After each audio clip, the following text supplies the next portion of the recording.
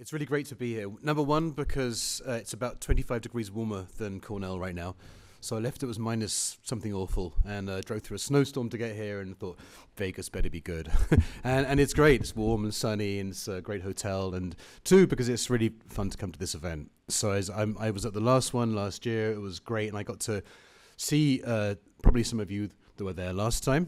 Had a lot of really great interactions, and I'm looking forward to doing the same thing this time. So, so I'm a professor at Cornell University, and the Cultiva team have asked me to give a sort of Cuticles 101. What are plant cuticles, right? Going to give an overview, high altitude. You probably all have an idea in your heads of roughly what they are, and I'll tell you what I think, and we'll maybe meet somewhere in the middle. Talk about the roles of the cuticles in plant health. Why are they important? Why they're important as a scientist, for plant growth and development, for practical applications in ag. And then I'll give a couple of case studies at the very end of some of the fun stuff we're doing in my lab and how I think the future is going to be in cuticle research. And I think Louise made a really great point that I think this partnership between basic research and science and taking it through to consumers and translation and application is really critical, and it's something that I think we focus on a lot. So, a lot of stuff to cover. Important to remember, whoops, well, that was it. There will be no test. Okay, so I tend to have to remind people that because I'm a professor and I talk to a lot of students, there'll be no test on this. So, however, please ask questions anytime you want. So there will be a session, I guess, at the end to answer questions. There'll be a round table maybe later on. But if I'm talking about something, you'd like clarification, you want to have a question during the talk, please put your hand up and I'm happy to stop. I think, as Louise said, this is a dialogue, right? I think these sorts of events work really well because it's a relatively intimate setting. We get to hang out, have coffee, or have a beer later maybe, and we can talk about things on one-on-one in groups as well as these formal presentations. So come and grab me anytime during the presentation, afterwards, and I'll be happy to chat. Thought I'd give a very quick introductions to my background and what I do. So I'm director of the School of Integrative Plant Science in the section of plant biology. Cornell has a pretty big footprint in plant science. Some of you will know some Cornell scientists. So we have our main campus is in Ithaca. Let's see if I can use the pointer here. At the end of Cuticle Lake, it's a gorgeous 50-mile long lake up in the upstate New York. That's where I work. There's also the Agritech campus up in Geneva, which is about 1 hour north of there. They have a lot of field work, a lot of translation, a lot of applications, a lot of work on some row crops, specialty crops. We also have a footprint across the state, though, out in a big grape research center in Clarell, out in Erie, Pennsylvania, Erie, New York, up in the Hudson Valley, a lot of work there on apple, of course. We have also a presence in Lyric, which is the horticultural research center out at Riverhead, and then we do a lot of specialty crops in that part of the world. We also have a little presence in New York City, right? So urban ag and controlled environment ag is also important. So big footprint across the state. We have over 100 research labs working on plants at Cornell. We cover a lot of ground, right? So these are our sort of 4 grand challenges of things we care about right now. So sustainable crop production, we care about the future of yields and outputs, and a lot of digital agriculture increasingly, digital applications and AI. Climate and plants, ecosystem health is another grand challenge. Urban production, ecosystem services. Again, New York City is very important to us, and there's a very big market for our translational research. And then lastly, biodiversity and evolution. And I think one of the things I'll also push today is that we focus in on individual species and cultivars, but we only consume about 5% of the species out there. We rely on a very, very small portion of our plants that grow on this planet for food and ag. So we care about understanding how plants grow and thrive in a very challenging environment, in very dry areas, very hot, very cold. Understand how they do it, and then can we take those mechanisms and bring them back and use them in crop production. We have a whole bunch of research facilities at Cornell across the state, and we also work very closely with Cornell Cooperative Extension out in all of the counties of New York State. So it's really interesting to see this group, right? Because I think about basic research going out to extension, going out to growers, and then all the fieldmen, all the group here, sitting here, add a really critical dimension that I don't normally engage with. So it's fascinating to me to see how that whole mosaic kind of interacts and engages. And we have a bunch of multi-state partnerships as well with apple and other species. Then up in Ithaca, we have a lot of collections. We have a lot of apple germplasm collection. There's a USDA center up there with many, many varieties out there, and collections also of sour cherry, grape, and hemp.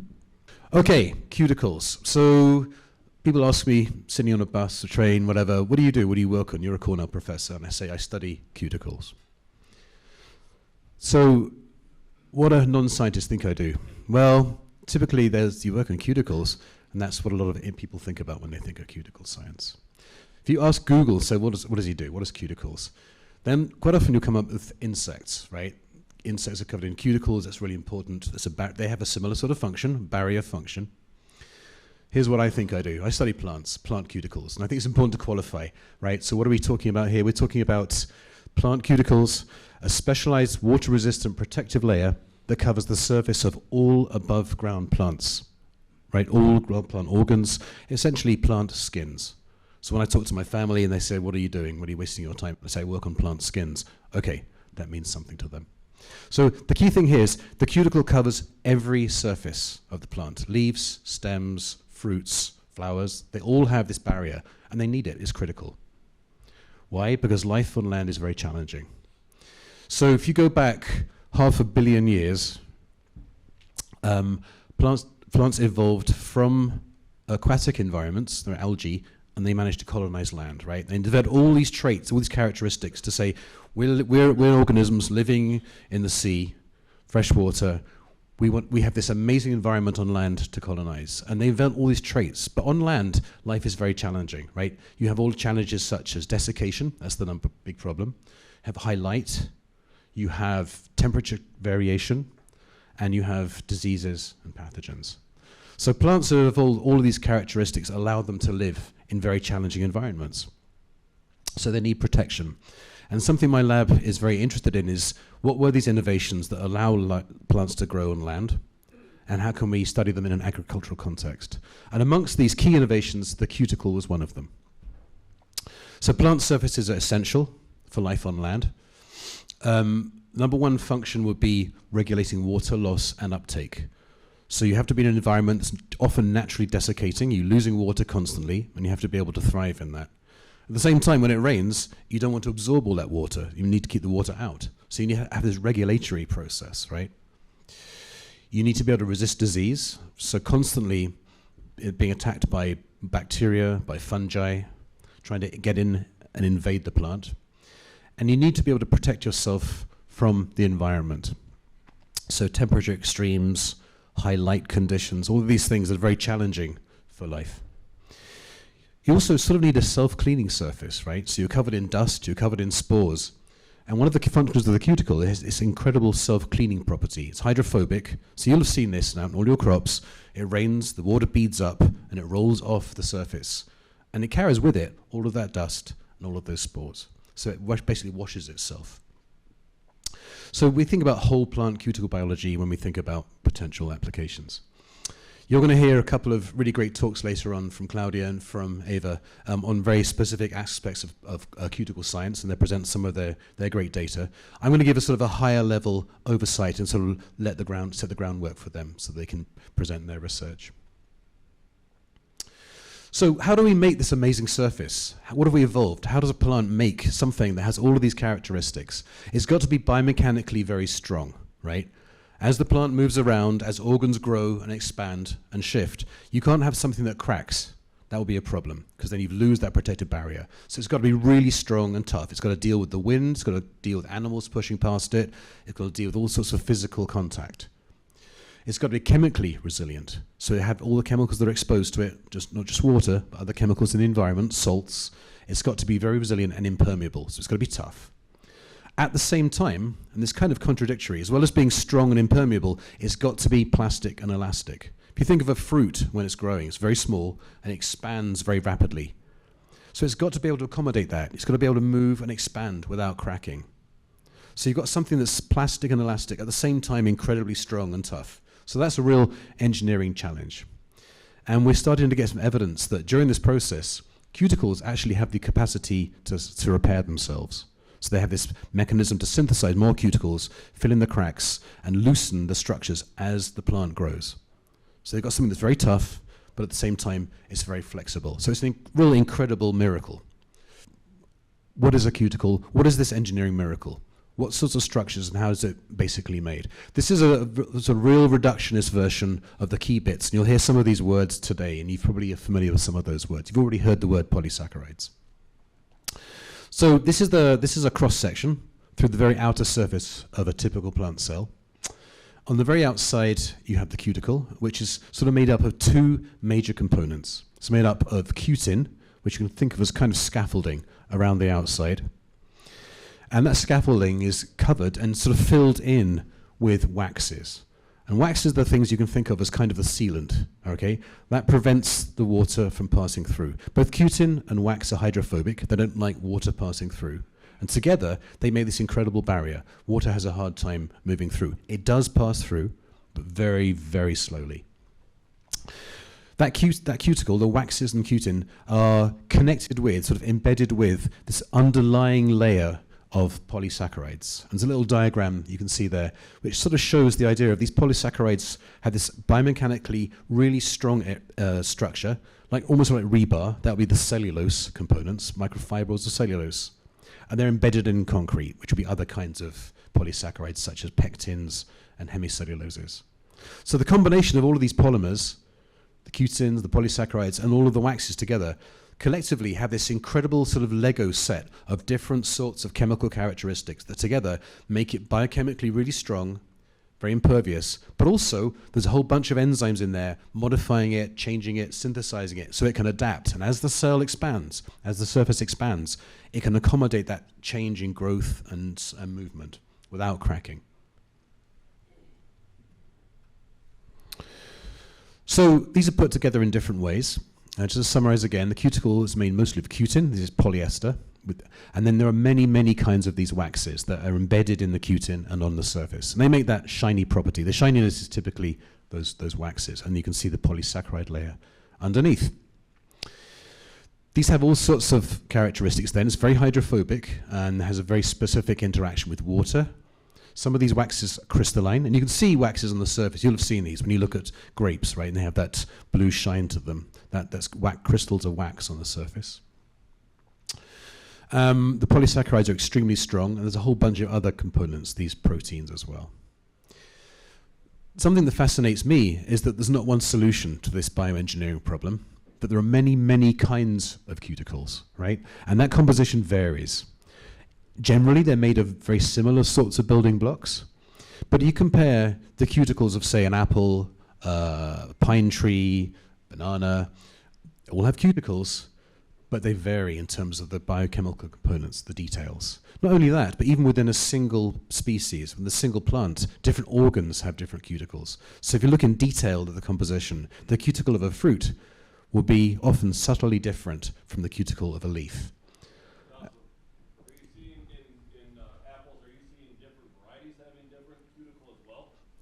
That's a great question. So the question is, am I seeing different sorts of cuticles in different apples? And the answer is yes, absolutely. So we're looking now at, for example, Honeycrisp and Snapdragon and some of the others, and there are definitely differences. So you have this amazing portfolio of different kind of waxes, and different species have been selected to make subtle differences. Not dramatically different, but definitely different.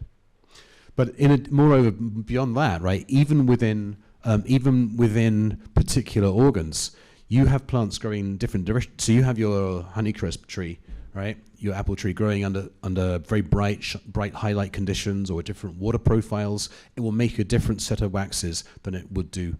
So it's very dynamic. It's constantly adapting and fine-tuning the waxes it's making. So it's very subtle. And we're just starting to put our feet in the water. I mean, this has been known for quite some time, but we're now getting some of the analytical technology available. We can start to profile through some of those waxes in a little bit more detail. So in my lab, we do lots of work on tomato. I'm from England originally, and it took me a long time to get to say tomato and not tomato. So I managed it. It's tomato. We're looking at biochemical composition. We're really interested in how the different bits I showed you, the cuticle and the polysaccharides, how they're connected to each other. We're really interested to see how do you assemble these components into really complicated architectures and how they remodeled I'll give you an idea of this architectural issue. So look, here's the deal. So this is a tomato fruit, and you can see at the top, it's got this really thick cuticle. And that's a characteristic of fleshy fruits. They have typically very thick cuticles. We think that's primarily to keep the pathogens out. And you can see the actual architecture is laid down in very complicated ways. I've got a little video just to show you here. Got a 3D image, 3D modeling. You can see that cuticle not only covers the surface, but it actually penetrates down between the cells. It creates this whole wrapping around the outer layer. So that creates a really strong layer that's hydrophobic, really tough, and then very difficult to get through, which is one of the reasons why when you peel a tomato, you can get that skin off. It rips off that outer cell layer. It's really tough, very thick, very strong. You go outside and look at any plants out there, often like leaves, be much, much thinner. So cuticles come in very big differences of thickness. But fleshy fruits often have very thick cuticles. So that's composition and a bit about the complexities of architecture. And we don't really have a good idea as to how this architecture is made. How do you get cuticles being synthesized to make the walls on the outer surface and so on? We're starting to try to figure that out now. Quickly walk you through some of the functions, which I have mentioned a bit already, but I think it's worth reinforcing. So, as I said, if you're any plant growing out inland, the biggest problem you're facing is water. Water is a limiting factor in almost all environments. So the cuticle is a great water barrier. Minimizes transpiration, same as evaporation. So typically water can be lost through these large leaf surfaces. It blocks that, and most of the water actually goes out through stomata. It conserves the water. It's often thought that, well, all you need to do is make a big, thick cuticle.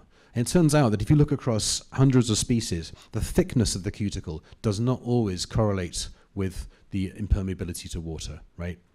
So it's the composition that's more important. And it's thought often that big, bulky cutin that makes up the cuticle, it's maybe, in fact, it's some of the wax profiles and some other components that are critical in determining how much water gets through. So that keeps the water in and keeps the cell pressure up. Critical for fruit quality, of course. A healthy cuticle, you'll have better fruit size, shape, and some of the commercial characteristics that you care about, some of the surface appearances.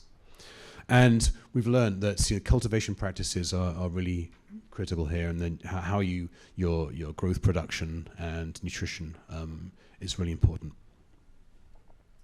So water is a key function. Second one is disease resistance. You need this barrier to prevent the pathogens getting in. You can see some aphids on the top, so also pests, and then underneath is a fungus growing, and it has to often drill down through that cuticle. So fungi will secrete enzymes that will digest the cuticle and the polysaccharides to drill down to get to the sugars inside the plant, right? So we're trying to understand that process and say, what are the enzymes that are breaking down the cuticle, and how can we prevent that from happening? So what that means is that if you damage your cuticle, yeah. Hi.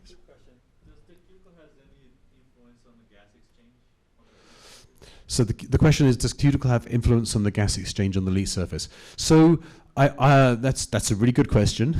I'd say almost all the gas exchange is through the stomata, the pores in the surface, and the actual gas exchange is not very well understood. We're doing some work with a collaborator right now using a Lycor instrument to measure water movement, but it's very hard to figure out how do you shut down stomata?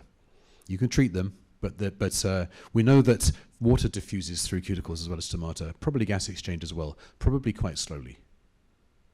Yeah. Okay, so I think maintaining a healthy, intact cuticle is critical. Once you create any micro cracks, any damage, any impediments on that surface, then the microbe is going to be there and able to drill down, get in, and infect that surface. So how you handle, how you produce your fruits is critically important. Another function is as acting as a barrier against UV damage. And just like our skins, right? It's really we make melanin in our skin, and we prevent UV damage. It gets in, it causes damage to our DNA, it damages cellular structure. Exactly the same with plants. So one of the functions of the cuticle is to reduce the amount of energy getting into the plant and damaging energy. And can do this in a couple of different ways, either by reflecting the light. When you see a shiny surface, it'll bounce that light off. And often cuticles have evolved either to create waxes that will deflect, or cutin will reflect light in a certain direction. Or it'll take out, and there are pigments buried inside the cuticle that will absorb that light and convert it into less harmful energy, right? Compounds called flavonoids and other pigments. So we have a natural sunscreen in the cuticle. So it's really, again, really critical in highlight areas. And lastly, I wanted to mention the importance of growth and development. There's there we are, gas exchange and water balance. So it does have an impact. We do probably quite slowly, but overall, without that cuticle, it will be completely uncontrolled. Once you start messing around with gas exchange, you're changing water, you're changing carbon balance, and you're changing essentially all the metabolism in the plant, right? So understanding how carbon dioxide's fixed into carbon and then utilized to make for growth and development and a healthy plant, that's all critically important. So that will have a knock-on effect on the chemical composition inside the plant. So again, critical as balancing gas exchange throughout the plant.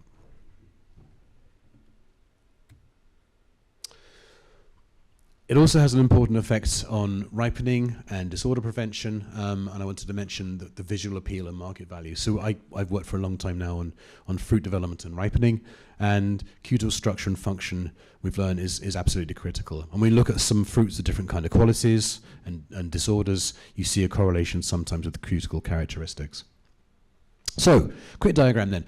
It's an engineering miracle, a multifunctional structure, and we're starting to be able to take some of those components we find in the cuticle, we can isolate and match them up with particular functions. So for example, you can connect waxes very much with water loss, limiting water loss, pathogen infection and damage, and certainly setting up these really important self-cleaning surfaces.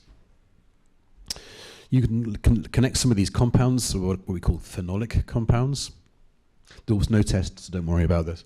But that will be limiting some of the UV damage. That's very important. Then lastly, cutin. I've been studying for a long time the structure and function of cutin and its role as a mechanical support, and making it, most of the cuticle, most of its mass is made of this compound called cutin.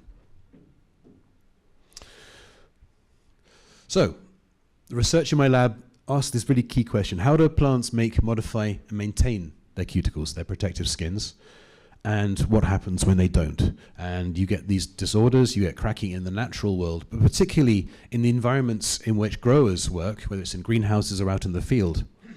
You're working under conditions where water application can vary a lot, and on a commercial level, you often see cracking under certain conditions. When you have big changes in hydration status, you get big changes in the water pressure inside, and that can cause cracking. And you'll see this particularly in certain crops, of course. You'll be familiar with this, with cherries and tomatoes. So if you take up a lot of water from the environment, that increases the cellular and organ pressure, that forces the tissues outwards. And if you don't have a biomechanically strong outer layer, then that causes cell separation and cracking. So that compromises, obviously, the organ structure and also quality. And you see examples, of course, in cherries and tomatoes. And there's all sorts of mitigation strategies to try and balance that. Other things that affect surface composition, structure, and compromises quality, of course, is russeting in apples. So again, a major effect on quality, huge effect on the environment. We don't have an extremely good idea at the mechanical level of what causes rusting. We're starting to look at that now, using really high-level microscopy to say, can we develop techniques in the lab where we can start to see the very early signs of biomechanical failure that ultimately will lead to russeting. So we can track this early on. If we can get those technologies early on in the production, before we get to the packing lines, as we're growing the fruits, then we can start to say, yeah, this particular variety under these conditions is more prone to russeting, for example, and how can we deal with that? At Cornell, we have a fantastic apple breeding team, so we hope to be able to get in with that, and we start to develop new varieties for different parts of the state and out across the US. Can we start to link some of these physiological disorders, not just russeting, but bitter pit and some of the other disorders? Can we link that in with early detection, right? And so that requires some pretty different kinds of technologies. And then lastly, going back to the function of the cuticle as a sunscreen, as a protection, sun scald, of course. And so the idea that it reflects or deals with some of the high light. And there are obviously commercial level approaches to try and deal with this, but other ways of thinking about this. Can we breed for cuticles, develop cuticles that have a natural inherent property that makes it much easier to deal with high light? I've been working for a long time in post-harvest, not so much in production, but post-harvest technology. And so I'm really interested in impacts of the cuticle on shelf life. Can we have something that minimizes dehydration during storage, right? What causes fruit softening and textural failure? And that's something I'll come to in a minute. And of course, the idea of fruit quality is critically important. Globally, we lose a huge portion of our fresh fruit, fresh produce to post-harvest losses, right? Across the supply chain, all the way through production through to the supermarket, up to 50%. So if you go down the back of the supermarket, you'll see the dumpsters are full, and we lose 50% of both vegetable and fruit crops. Primarily, that's due to loss of water, dehydration, or disease impacts, right? So in other words, two things that are central to biology.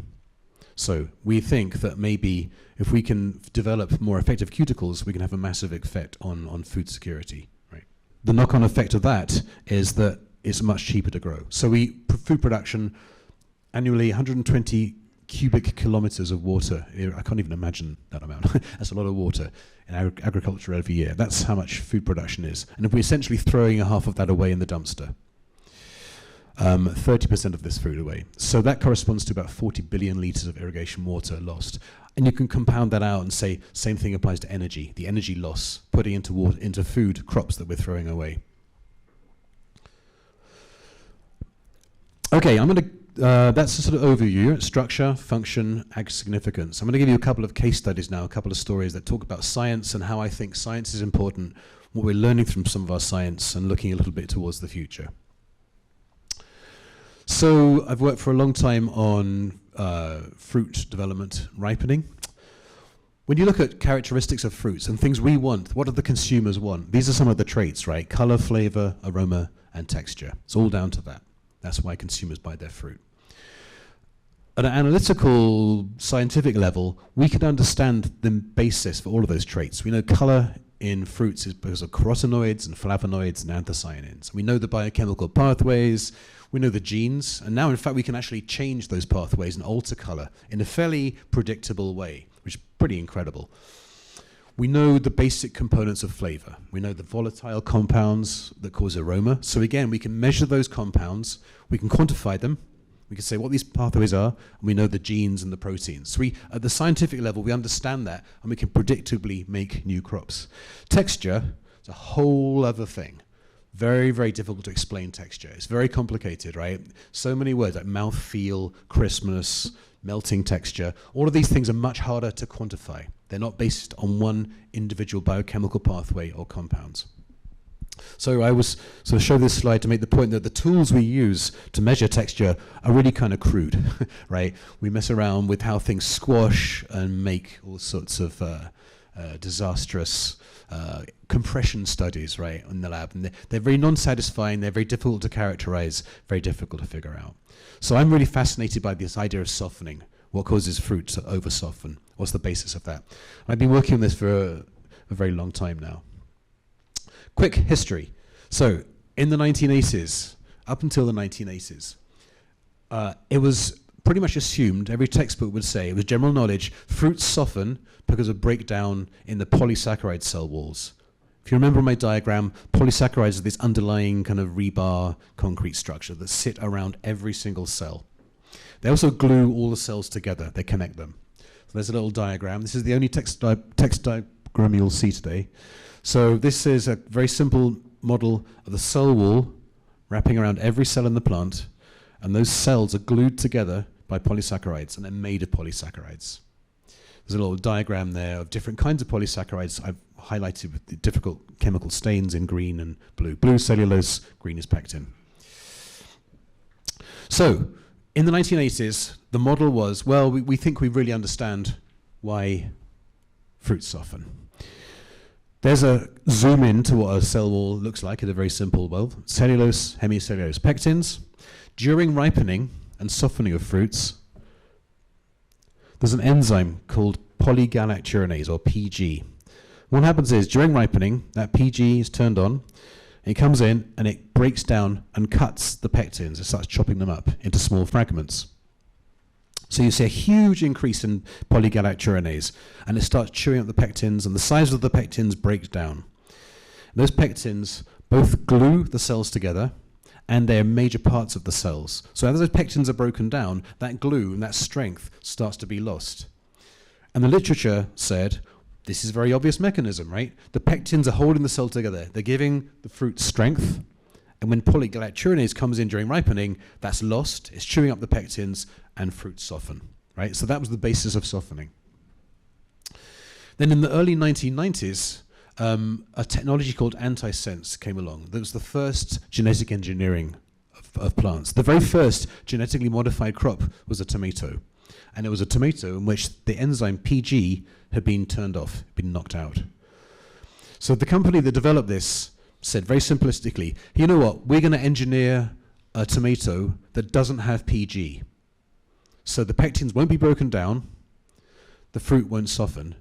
We'll get nice ripe fruits. We can ripen them on the plant. We don't have to pull them off and gas them with ethylene. We'll keep the tomatoes on the plant, keep them on the vine, and they'll stay firm and they'll have really long shelf life. So that was the model. They developed this tomato called Flavor Saver. Some of you may be familiar with that. That was just about the time when I started doing my PhD.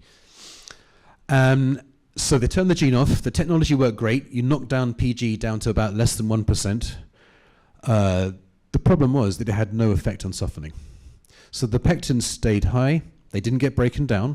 That was good. But the fruit still softened, more or less at exactly the same rate. There was a small change in paste viscosity, and that was it. So at that point, the scientists said, oh, that's no good. We really don't understand fruit softening at all. We have no idea what's going on. It's not PG. We need to rethink our model, what's happening. So I spent my PhD looking for new polysaccharides that might be more important and other enzymes. And we started knocking other enzymes out. And every time we knocked an enzyme out, we thought we had made it. We'd stop fruit softening, and we didn't. So what we realized was we have a really poor understanding of why fruit's softening. And one of the ideas that started to grow in the back of my mind was maybe it's not all about the polysaccharides, maybe it's something else. So that was a failed strategy. And we spent a long time doing that, and I was chasing this particular beast for many, many years, as were many, many other groups, trying to understand the softening process. Sometimes you get a 10% reduction in softening, but never really a major effect. So fast forward to when I set my lab up. Oh, yes, okay, wrap up slides. So mysteries of cell degradation and cell-cell adhesion. Why can we not stop this over-softening and rotting process? So I set my lab up when I first started at Cornell in 2000, and I wanted to carry on looking at this process, and I figured we're going to have to be smarter than we were. And as often happens in science, it doesn't always turn out to be being smart. Sometimes you've got to be lucky, right?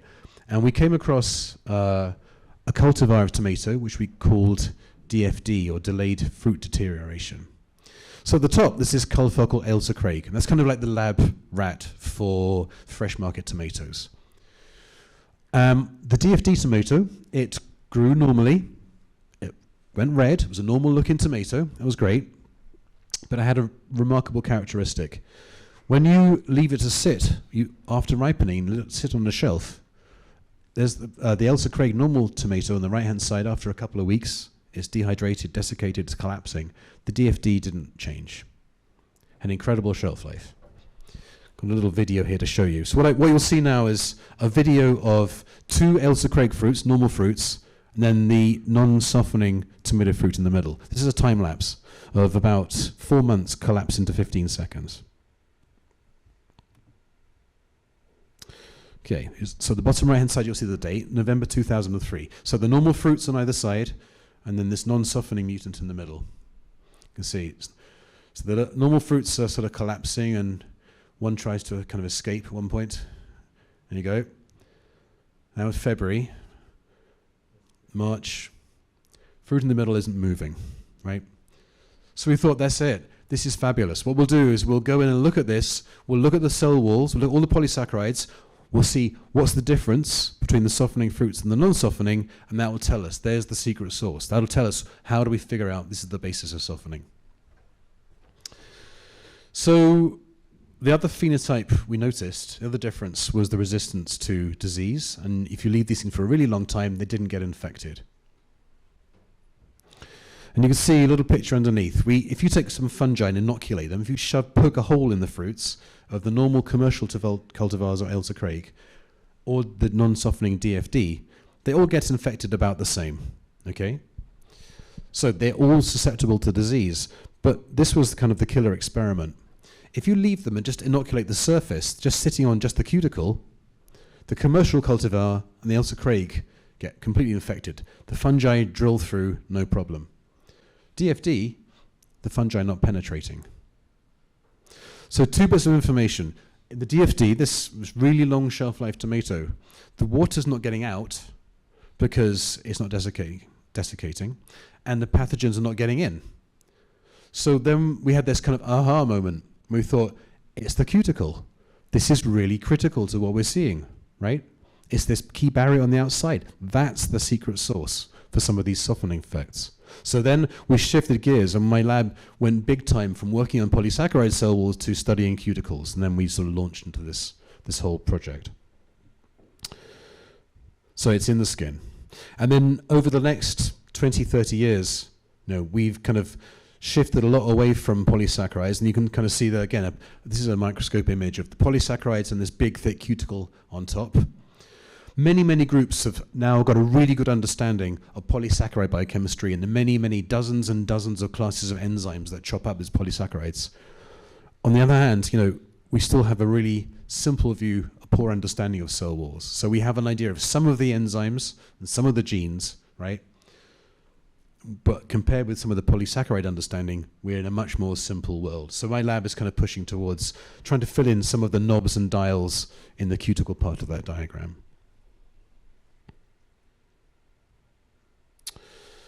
So, new technologies to understand cuticle structure, dynamics, and function.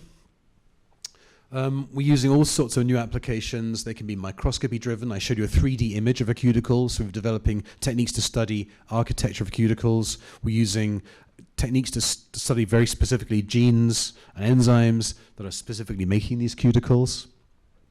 We also want to take advantage of natural variation. And I mentioned already that cuticles differ between each other.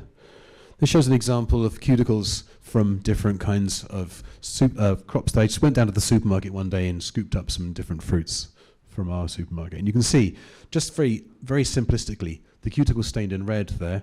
That's not its natural color. You can see big differences in thickness and in architecture. Look at nectarine. It's got these really remarkable sort of diamond-shaped pegs between the cells. Avocado, it penetrates way down into the cuticle, right? Mango, massively thick cuticle. Apple's very thick as well, right? So there's an enormous diversity out there that we've just started to think about understanding. There are many groups around the world that are studying cuticle biochemistry and structure and function. But again, I think it's just sort of the tip of the iceberg. There's so much range and diversity out there. That's all in agricultural systems. And I mentioned natural systems as well. And I want to kind of just highlight something I think is very exciting. I think there's a lot of benefits to be done looking at wild species. So as a reminder, some of you will know this, so tomato originated on the western side of the Andes originally.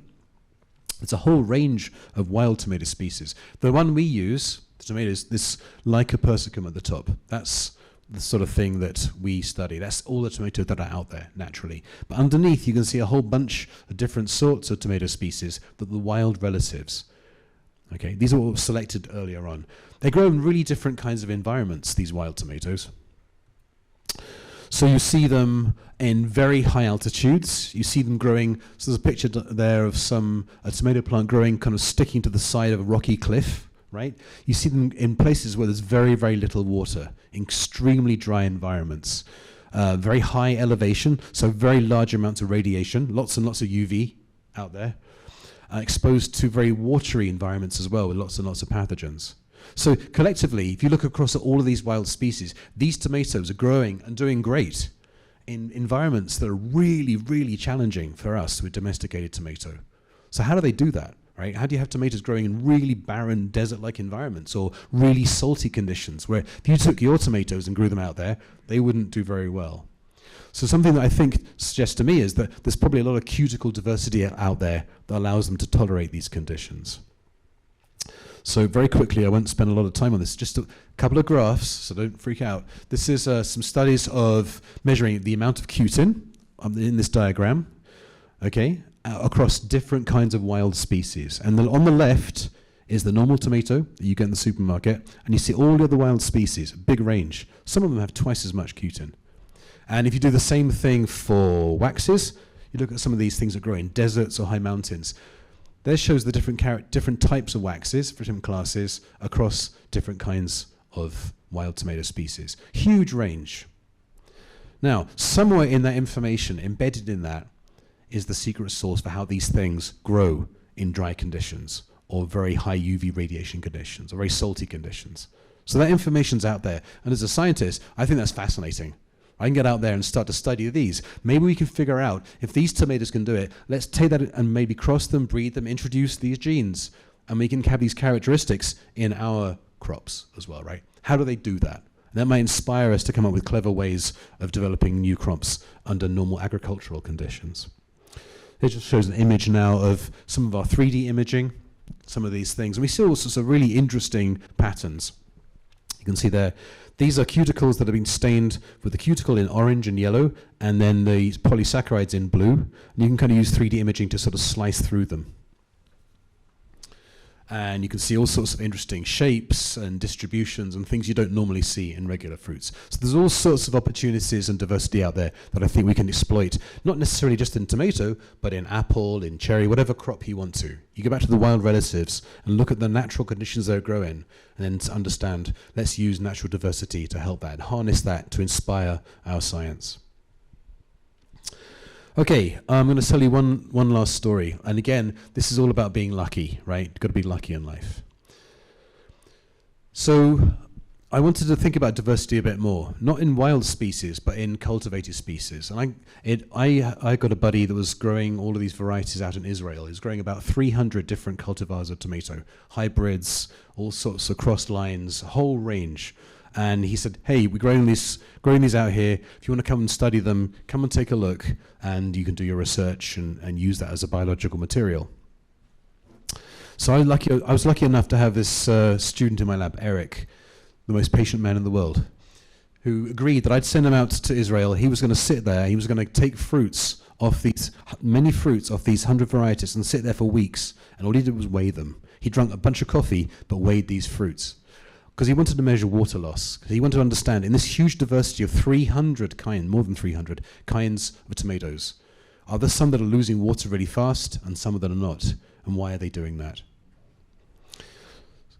Yeah, so this shows a picture of Eric sitting there very patiently, week after week, weighing the fruits, doing the measurements, and seeing what lost water and what didn't.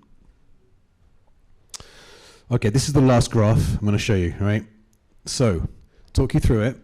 There are 3 kinds of data sets I'm going to show you. One is a wild species. Those are the blue bars. He's measuring water loss, how fast it's losing.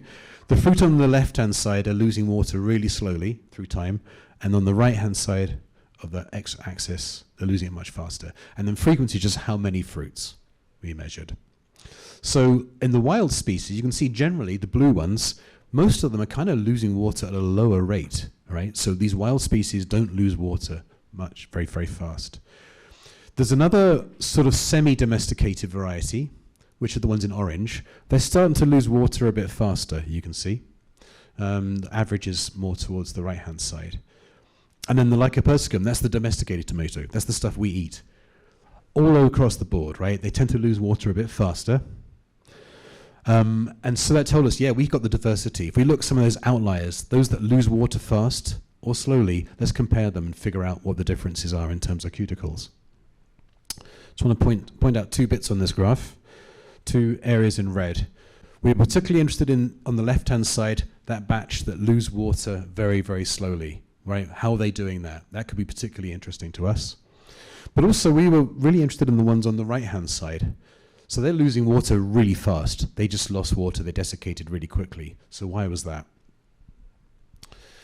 One thing Eric noticed was that the ones on the very far right, the ones that lost water very quickly, tended to have fissuring at the top, these little micro cracks. And you can see it, or sort of see it with the naked eye. And when you're sitting doing something for 3 weeks, doing the same thing, you tend to notice details, right? There wasn't much going on in his life, so he noticed these cracks.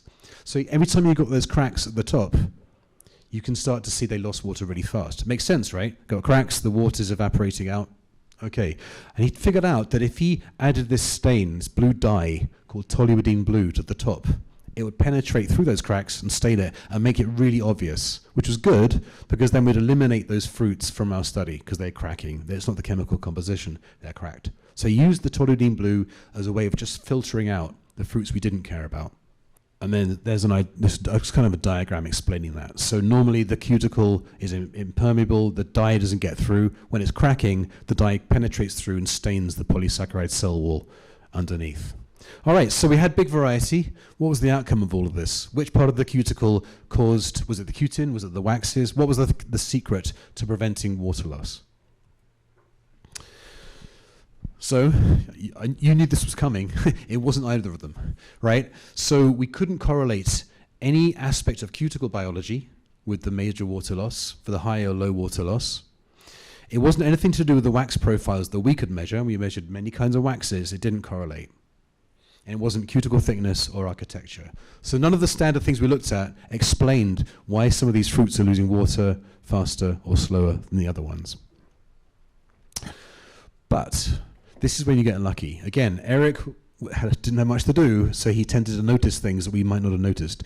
He noticed that when he was staining for these cracks with the toluidine blue to get rid of them, that in fact the toluidine blue was staining the fruits as well. Throughout the fruit, you're getting these little dots appearing on the surface. They look like kind of bullet holes all over the surface of the fruit. So he was really puzzled. What's going on? Why? How come there are these holes all over the fruit? There's holes that the stain is getting through. That's crazy. If there's holes all over the fruit, you're going to lose water. And indeed, he noticed that the density of those holes, the frequency, matched perfectly with how fast those fruits are drying out. So what are the holes? So the holes are what's left over from what are covered all over the tomato fruit and trichomes, little hairs. Okay? So if you look at a small green tomato fruit, they're pretty hairy. And as the fruit grows full size, and then during ripening, they lose those hairs, and they're nice and smooth and shiny. But with small fruits, they've got these trichomes, and they're staining there in blue. So what we concluded from this huge diversity study was, in fact, the thing that we could track that explained why some fruits lost water faster or slower than others was how often they had these trichomes and the density. So we've been kind of characterizing that. There's a little video. There's a video showing, again, the cell wall shown in blue, and in orange is the cuticle. And you can see a broken off hole where the trichome was. You can see right down the middle of that trichome, right into through the pore into the surface. So that water is just pouring out through that. So that was really exciting. We hadn't seen this before. Clearly, different tomatoes have different amounts of trichomes. Okay, and when you have lots of trichomes and you damage them, you get more prone to losing water. It makes a lot of sense. But something else that we found really incredible, we didn't expect this, was that it turned out that if you leave it, you wipe all the trichomes off, in some cases, they repair themselves. So this shows an image of wiping some trichomes off. This is an electron microscope. You can kind of see at the top left with that little yellow arrow. That's where the trichome hair was. It's been smashed off. If you wait a certain number of hours and leave it, that hole sometimes doesn't stain anymore. So it started to repair itself. So it's filling in that hole, it's repairing. Didn't do it with all the varieties, it did with some. So we're now really excited to use this as an understanding. If we can think about the ways in which the cuticle repairs itself with this sealing mechanism, that could be a really fantastic way to prevent pathogens getting in and water getting out. Yeah, question.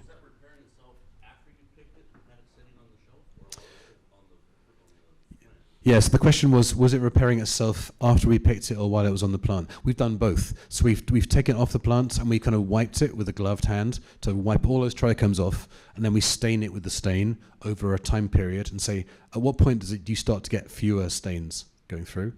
And we do it while it's also attached. It's really hard to do because people water the greenhouse, they're constantly knocking through our plants. But yeah, it happens whether it's attached or not. Yep. So that's a new area we're very interested in. Okay, so just going to wrap up now.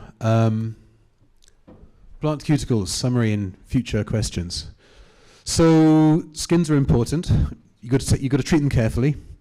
Don't be too aggressive.